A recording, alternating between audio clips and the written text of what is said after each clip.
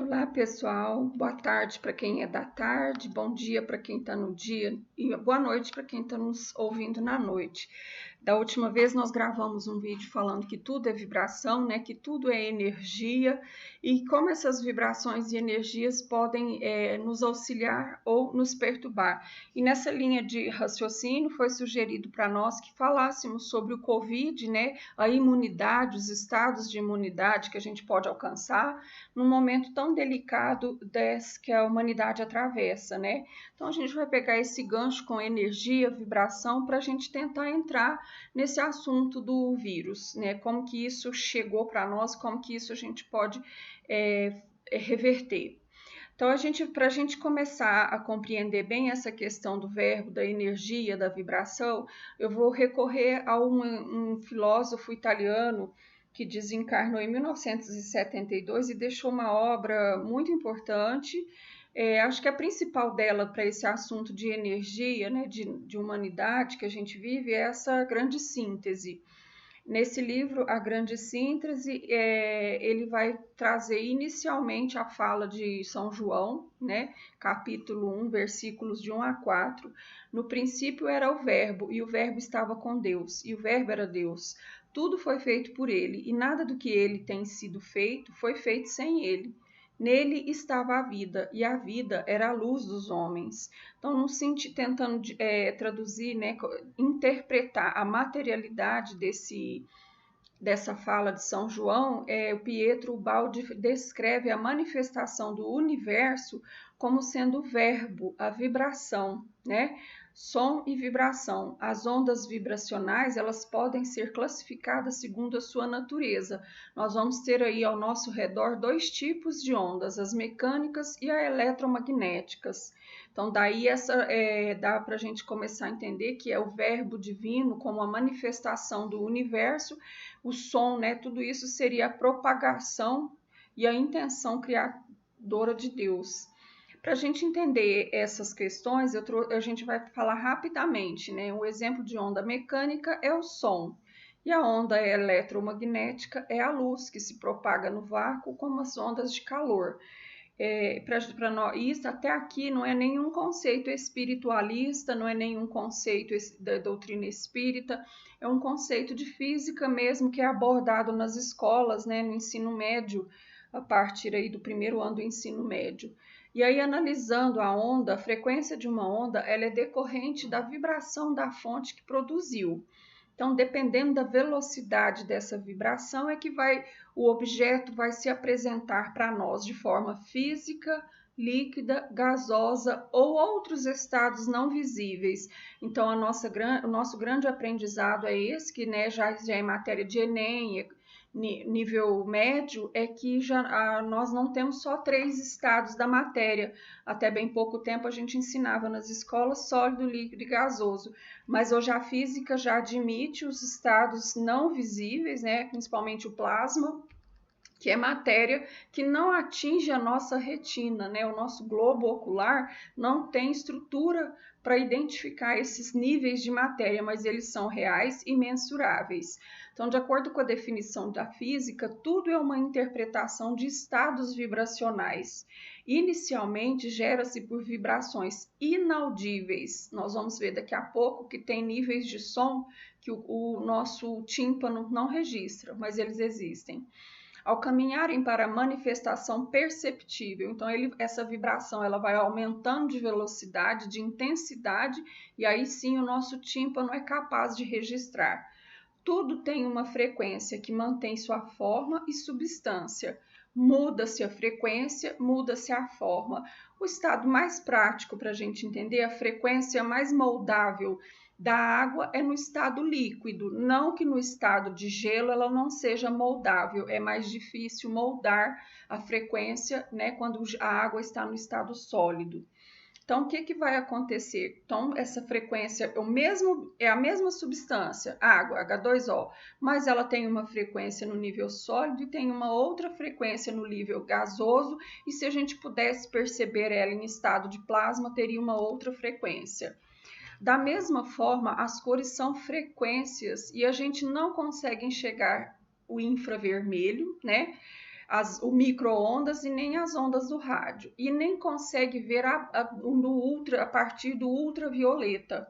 Então, essa percepção de cromática aí, que fica entre 4,5 Hz e 7,5 mil Hz, né, é que o olho humano capta e o cérebro interpreta. Outras frequências também geram impactos na nossa consideração consciente. O que é isso? Aí nós vamos trazer um pouquinho mais, aproximar um pouquinho mais da medicina psicanalítica, né, que trabalha muito o inconsciente. Todas essas luzes, esses comprimentos de luz, comprimento de onda de luz que nós não enxergamos, o infravermelho, o ultravioleta, raio-x, raio gama, ondas de rádio, a gente não vê, mas eles atuam no nosso inconsciente. Então, de uma certa forma, aí a gente vai corroborar e vai esbarrar um pouquinho mais ali no que o Allan Kardec perguntou para os espíritos, né? Os espíritos nos influenciam muito mais do que a gente pode considerar. Tá lá no Livro dos Espíritos, né? E é aí, nesses comprimentos de ondas que o olho humano não capta, que é a maior intensidade da vida espiritual. A mesma coisa a gente pode trazer para o nosso campo sonoro, né? Nós não ouvimos infrassons e nem ultrassons, situados em 20 Hz e 20 mil Hz. Mas eles atuam conosco no nosso campo consciente e inconsciente, esses tipos de sons que a gente não ouve, que a gente não capta, que estão aquém e que estão além da nossa possibilidade, a gente não capta, mas eles nos influenciam. Por quê? Porque tudo é energia, a gente está exposto a essas vibrações, né? Então, a partir de dessa pincelada aí física, de conceitos físicos, eu insisto que isso tudo são teorias que hoje qualquer estudante que vai prestar vestibular precisa ter um conhecimento mínimo. É possível concluir com tranquilidade que qualquer ser vidente possui uma frequência única. É uma frequência individual porque nós somos seres únicos, né? Os nossos padrões de pensamento e de sentimentos são muito únicos, não existem dois iguais no universo. Da mesma forma, o vírus também possui. Tanto que para os estudiosos do nosso campo eletromagnético, o campo eletromagnético do medo ele é muito truncado, né? Não tem, ele é muito amarrado, ele não dá muita possibilidade de expansão. Já quando o campo magnético da pessoa que termina um estado de meditação, né, que entra ali naquele momento flow que a gente já descreveu nos vídeos anteriores, ele é totalmente alinhado, né? Ele é totalmente fluido. Alguns estudos eles já apontam, né, que o vírus da Covid-19 é uma proteína que se manifesta com vibração baixa e com uma estrutura de circuito eletromagnético fechado, com ressonância entre 5,5 Hz e 14,5 Hz. Para a gente entender o que é isso, já é científico, né, também esse David Hawkins, foi o primeiro a numerar, né, escrever aí numa escala dos sentimentos a frequência que o ser humano pode alcançar através dos seus sentimentos. No estado de vergonha, lá embaixo, né, no topo, a gente tem aí 20 Hz, culpa 30 Hz, apatia, inércia, né, aquele tédio 50 Hz, dor, sofrimento, mágoa, pesar 75. E aí vai aumentando, né? A paz, ela chega lá no seu nível de 600 Hz, alegria 540, o amor 40, a razão 400, e aí tem todo números já quantificados, que isso já é uma conquista da ciência, né? De alguns médicos espiritualistas, nós vamos ver daqui a pouco. Então, nessas faixas vibratórias mais altas, o vírus não é ativo. Ele não consegue, né, pulsar aí, não consegue buscar a seiva da vida para o vírus, é praticamente inexistente nas frequências mais altas. E de acordo com o que a gente já viu, né, no vídeo anterior, quanto mais for a nossa frequência positiva, mais alto a gente está vibrando. E lá na frequência de 25,5 Hz, o vírus se extingue. Essas informações que eu estou compartilhando com vocês, elas foram divulgadas por diversos cientistas, né, estudadas e recentemente publicada pelo Instituto Midra de São Paulo. Esse instituto é um centro médico de profissionais assim naturalistas, vamos assim dizer, né, com uma visão espiritual ampla que possibilita trazer para nós essas reflexões desse vídeo. Para uma pessoa que vive em altas vibrações, isso é, ativamente ligada à alma, a Covid-19 não é mais perigosa do que uma infecção respiratória aguda, porque o corpo de um homem saudável vibra em faixas bem superiores às da Covid-19. Então, aí a gente que tem notícia, né? E isso tanto é fato verdadeiro, que existem muitas pessoas que se contaminaram, né? Que testam positivo, mas que são assintomáticas, né? Vamos lá, olha, o que acontece com as crianças? As crianças não estão, eles dizem que no vírus, na criança, ele não manifesta. E o que Jesus nos disse? Deixai vir a mim as criancinhas, pois é dele o reino do céu, por aqueles que se assemelham é o reino do céu.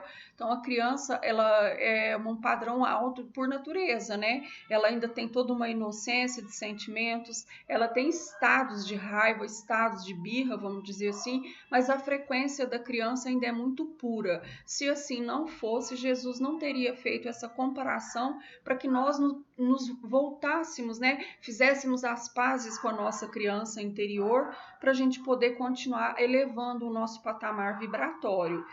Pensamentos e emoções afetam o campo eletromagnético do coração, que afeta energeticamente o ambiente que a gente está. Lembra questões das cores que a gente não enxerga, mas que inconscientemente elas nos afetam, e os sons também? A mesma coisa, o magnetismo que cada corpo emana, né? Os médiuns mais sensíveis, lógico, eles percebem no estalar de dedo essa oscilação vibratória ao contato de pessoas que não desfrutam de uma frequência vibratória parecida com a sua. Então, o que é mais um pouquinho do conceito da medicina ligada à espiritualidade? A saúde não é fortuita, ela tem a relação muito ligada com o equilíbrio vibratório. A psicossomática explica essa relação entre doença e o interior da personalidade alma, e a psicanálise freudiana comprova. Então, eu vou recorrer mais uma vez, né, à minha gratidão ao mestre Dr. Elias Barbosa, que muito cedo me colocou de frente com essa possibilidade humana, né, com essa nossa potencialidade inconsciente, e como que esses nossos estágios, né, de distúrbios, o que seria uma psicopatologia? Ansiedade, culpa, medo, raiva, neuroses, né? Aí a gente cai lá lembrar do quadro das vibrações e das frequências, e aí a gente tem que trabalhar tudo isso, porque estando encarnados, nós vamos experimentar todos esses sentimentos, é da nossa natureza. A gente não tem como deixar de sentir raiva, de sentir ódio, rancor, né? A gente não vai deixar de ter o estupim. O que acontece? A gente tem que analisar esse mecanismo, entender e não estacionar nele, né? A gente tem que ascender, porque o perigoso é a gente passar e ficar submisso a esses nossos sentimentos que deveriam ser voláteis, né? Vamos dizer assim.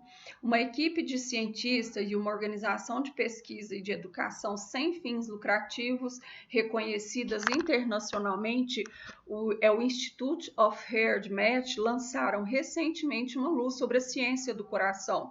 E aí nós vamos ver como que a frequência, né? Tudo é sintonia, como que o chakra cardíaco, já dito aí, descrito pelos yogis, né, pelos Vedas, ele tem uma pulsação real, uma frequência energética, e foram esses pesquisadores dessa universidade nos Estados Unidos que eles estudaram a relação íntima entre o cérebro e o coração, como o cérebro e o coração se comunicam e como isso afeta a nossa consciência e o modo como que a gente percebe o mundo.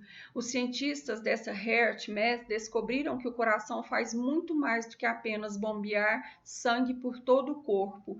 Eu li a reportagem na íntegra e o artigo, né? E o que eles dizem é que o coração, ele é mais intuitivo, o órgão, né? O coração, nas suas frequências, nas suas batidas, ele decodificar passadas, todo esse conjunto de frequências de onda que ele emite, ele é intuitivo, ele é capaz de, entre aspas, ver à frente um determinado acontecimento, traduzir esse acontecimento em emoção ou positiva, né, ou negativa, e avisar ao cérebro, né? Então esse seria o processo mecânico da intuição, porque na verdade quando a gente pensava que o que intuía era a mente, na verdade quem intui, que chega primeiro, que tem um campo vibratório muito além do cérebro, é o coração. O artigo está nessa página, o artigo é a inteligência e o campo eletromagnético do coração. Nessa página, o poder do eu superior, recomendo a leitura, né? Tem o vídeo também, acho muito elucidativo. E nós vamos ter aí a ressonância magnética também do planeta, que já é um fato estudado por cientistas, né? Acho que o mais meritório é esse Schumann. O que ele diz? No momento planetário, a ressonância de frequência média total da Terra é de 27,4 Hz. Portanto, a frequência da Terra é suficiente para inviabilizar o vírus, que se extingue lá no torno dos 25,5 Hz. Então, vamos nos desapegar, né, daquilo que nos atrela ao sofrimento e que nos ajuda a emanar as vibrações baixas que enraizam, né, e que nutrem a propagação do vírus. A Terra é um campo positivo, ó, estatisticamente, cientificamente comprovado, a Terra já está numa vibração melhor. E aí, mas a gente tem, a Terra não é um todo, assim como o nosso organismo também, ele não emite frequências vibratórias em homogeneidade, né? Existem os campos aí que eles falam como geocampos, que são de vibrações muito densas, e aí é a somatória, os cientistas chamam isso de zonas geopáticas. As zonas geopáticas são os presídios, determinados hospitais, que essas zonas são criadas natural ou artificialmente. Então, o que acontece? A gente vai lembrar muito da obra básica de André Luiz, né, que descreveu o umbral. A gente vai lembrar muito também Dante Alighieri, ali no ano de 1500 e pouco, quando ele vem falar na Divina Comédia em 7 níveis, né? Ele coloca 7 níveis na nossa linguagem aqui para a gente entender, de zonas umbralinas ao redor da Terra. Então, então a ciência não está inventando nada novo, está dando nome, né, talvez científicos, um pouco diferente do que aquele que a nossa ciência espírita, já compilada por Allan Kardec, já nomeou, já decodificou. Mas aí o que acontece? A gente percebe a doutrina espírita como o coração que foi na frente, conforme as recentes descobertas, né, intuiu toda a verdade científica e agora está passando isso para o cérebro da humanidade, que através da ciência, e ainda que com nomenclatura diferente, eles estão definindo tudo aquilo, né, que a nossa literatura espírita já havia deixado para nós. E é isso que a gente fez aqui agora, tentar trazer essa nova nomenclatura, esse novo olhar, né, que já abundava aí nas obras básicas.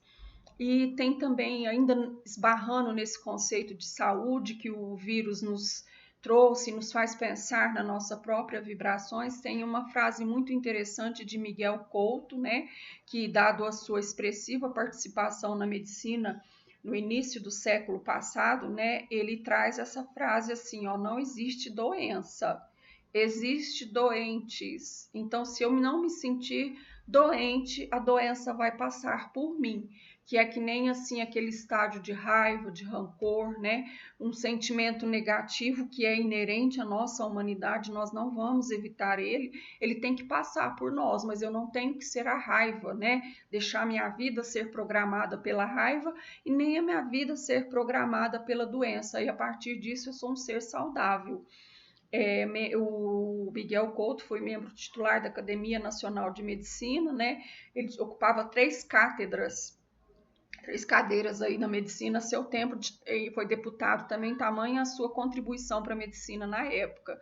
E aí, ampliando esse conceito, né, de não existe doença, mas doentes, fazendo aquela costura com a psicossomática de Freud e Jung, não existem doenças, mas doentes. Como assim? O pensamento em desequilíbrio produz o desajuste. A ansiedade estimula o fluxo de adrenalina, que sobrecarrega sobrecarrega o sistema nervoso e o descontrola. E aí vem o ataque de pânico, né? E aí vem a importância dos anti-ansiolíticos, porque nós vivemos no período do ansiolítico, né? Tinha o neolítico, tem até uma piadinha, né? O homem primitivo vivia no neolítico e o homem atual no ansiolítico. Então, a ansiedade, ela faz parte do nosso tempo e nós não temos como nos recortar dela, né? Assim, não deixar ela fluir e educar, né? Trazer essa ansiedade, fazer essa ansiedade ser nossa aliada no dia a dia. O pessimismo perturba o aparelho digestivo e produz distúrbios gerais. Então, uma gástria, frequentemente uma pessoa que é pessimista perante a vida, ela vai apresentar sintomas de gastrite, né? Medo e a revolta são os agentes de grandes úlceras. E aí a gente já viu, né, que estacionar nessa frequência do medo, do pessimismo, da revolta e da ansiedade é o que vai nos tornar realmente pessoas doentes. Mas se nós soubermos identificar e ao mesmo tempo já manobrar, né, esse estado de desequilíbrio, nós vamos ter 90% da cura garantida, independente do processo, né, do caminho de tratamento que a gente vier a dar para essa enfermidade.